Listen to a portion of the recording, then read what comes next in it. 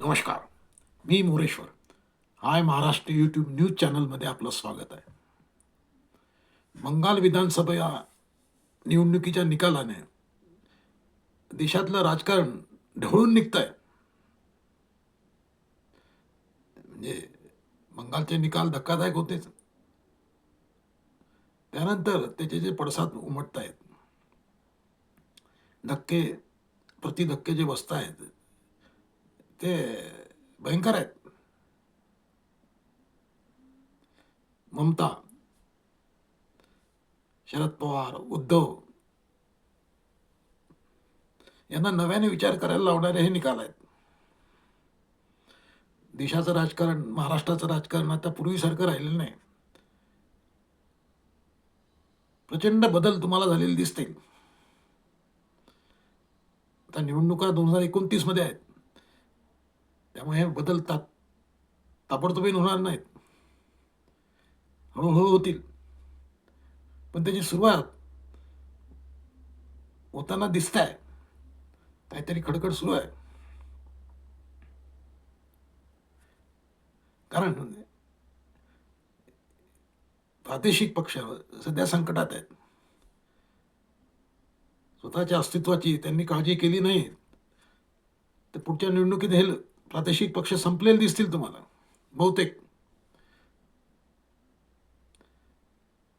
बोटावर मोजण्या एवढे प्रादेशिक पक्ष सोडले तर बाकी सर्वांचं पाण्यात आहे सारे. त्यामुळे आजचं राजकारण हे नव्याने विचार करायला लावणारं राजकारण झालं आहे.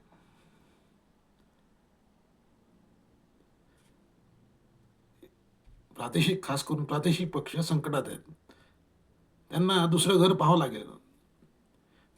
दोनच घरं आहेत सध्या. एक भाजपचं आहे आणि दुसरं काँग्रेसचं आहे. काँग्रेस विरोधी पक्षात आहेत.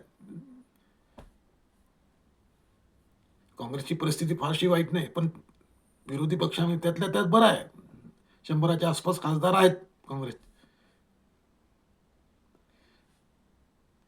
त्यामुळे आता हे जे प्रादेशिक पक्ष आहे त्यांना जर भविष्यात टिकायचं असेल तर काँग्रेसकडे जाण्याशिवाय पर्याय नाही दुसरा. काँग्रेसमध्ये विलीन व्हावं लागेल यांना. कारण हे स्वतःच्या भरोशावर, जीवावर जगू शकणार नाहीत. जगायचं असेल तर त्यांना काँग्रेसमध्ये विलीन व्हावं लागेल. कारण सध्या विरोधी बाकांवर एकच पक्ष आहे काँग्रेस, जो विरोधी पक्ष म्हणजे त्यातल्यात बरा आहे. काँग्रेस संपला असं आपण म्हणत 10 वर्षापूर्वी म्हणायचे. मोदी आले आणि काँग्रेस संपला. पण काँग्रेस संपला नाही. आजही तो झगडतोय, टिकून आहे. आजही 10-12% मतं आहेत काँग्रेसची. ती त्यांनी जपून ठेवलेली आहेत, म्हणजे सांभाळून ठेवलेली आहेत. त्यामुळे आता हे जे प्रादेशिक पक्ष आहेत त्यांच्यापुढे पर्याय आहेत की कुठं जायचं.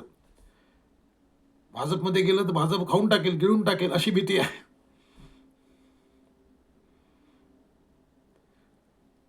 त्यामुळे सुरक्षित मार्ग म्हणून लोक काँग्रेसकडे पाहत आहेत.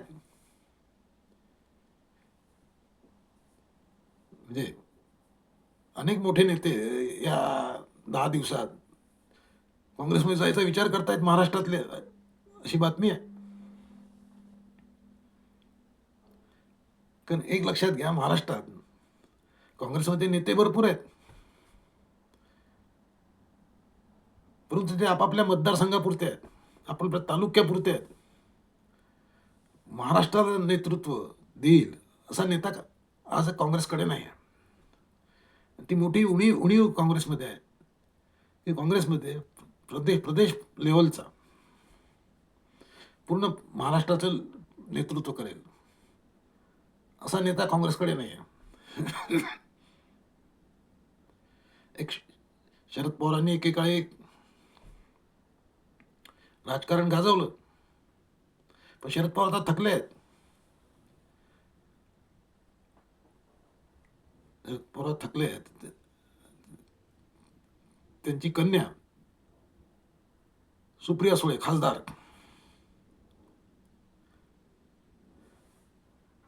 सुप्रिया सुळे यांना राजकारणात प्रस्थापित करून द्यायचं, राजकारणात सेट करून द्यायचं, हे काम ते करू शकले नाहीत. म्हणजे त्याने अनेकांना सेट केलं, अनेकांना अनसेट केलं, बिघडवलं, बनवलं, पण ते आपल्या मुलीसाठी काही करू शकलेले नाहीत. आता आता परिस्थिती अशी आहे की आता ते शरद पवारांनी ठरवलंय काही करायचं, तर ते सोपं नाही. त्यामुळे शरद पवारांनी आता काय निर्णय करायची वेळ आहे. तसाही त्यांचा पक्ष आता काही पक्ष राहिलेला नाही. तो त्याचे 2 तुकडे झालेले आहेत.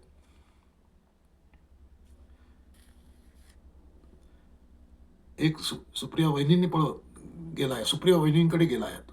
आणि तोच अधिकृत म्हणून निवडणूक आयोगाने त्याला मान्यता दिली आहे. यांच्याकडे जो पक्ष आहे, तो काही अधिकृत नाही आहे. त्यामुळे शरद पवारांनी आता काय विचार केला पाहिजे. आपल्या मुलीला राजकारणात सेट करून द्यायला पाहिजे. त्यासाठी त्यांच्यासाठी 2च घरं आहेत. एक भाजप आणि एक काँग्रेस. तर त्यांची मुलगी काँग्रेसची खासदार आहे बारामतीहून. काँग्रेसच्या विचारसरणी त्यांनी चालवली आतापर्यंत. पण आता आता परिस्थिती वेगळी आहे. त्यांचा व्याही ते व्याही त्यांच्या व्याह्याला भाजपने तिकीट दिलंय. म्हणजे भाजपच्या घरात सुप्रिया सुळेंनी आपली मुलगी दिली आहे. त्यामुळे आता असे काही विटाळ राहिलेलं नाही की बा हा या पक्षाचा आहे, त्या पक्षाचा, असं काही नाही. सब चलता है. पण पण प्रश्न आता शरद पवारांचा आहे की शरद पवार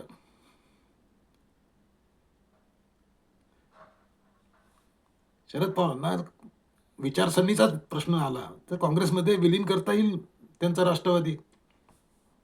तसाही राष्ट्रवादी त्यांचा आता काही आधी काही पश्चिम महाराष्ट्रवादीच होता तो. आता तर फक्त बारामतीपुरता उरला आहे तो. शरद पवारांनी सरळ सरळ आपल्या शिल्लक राष्ट्रवादीचं काँग्रेसमध्ये विलिनीकरण करावं. म्हणजे त्यांच्याच एका सहकार्याने अशी सूचना दिली आहे. त्यामुळे शरद पवारांची तर सुटका होईलच, पण त्यांच्यासोबत जे त्यांचे शरद पवारांचे जे कार्यकर्ते आहेत, नेते आहेत, त्यांनाही मार्ग मोकळा होईल. कारण प्रत्येकाला आता घाई निर्णय करावा लागेल. कारण पाहता पाहता निवडणुका येतील समोर. या निवडणुकीत काय भूमिका घ्यायची. शरद पवारने पक्ष सरळ सरळ काँग्रेसमध्ये विलीन करावा. राहुल गांधींशी बोलून घ्यावं की महाराष्ट्रापुरतं आम्हाला निर्णय करायचा अधिकार द्या. महाराष्ट्र विलिनीकरणानंतर जी काँग्रेस येईल, महाराष्ट्र काँग्रेस, त्या काँग्रेसचं अध्यक्षपद सुप्रिया सुळेंकडे द्या.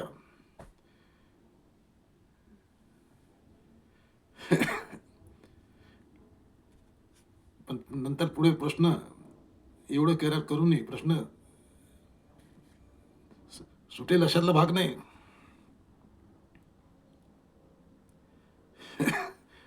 या दोन्ही पक्षांकडे जे मालमत्ता आहेत, इस्टेट आहेत, बिल्डिंग आहेत, ते विलीन झालं तर त्या कोणाकडे जातील, कशा जातील, कोणाकडे द्यायच्या का, काय, तो प्रश्न येईलच. त्यामुळे विलिनीकरण म्हणजे ते तेवढं सोपं नाही. परंतु लार्जर इंटरेस्टमध्ये विचार केला तर शरद पवारांनी आता निर्णय करायची वेळ आलेली आहे. कारण समोर कल्पवृक्ष कन्या आहे. मला काय वाटते, शरद पवार काही निर्णय करतील?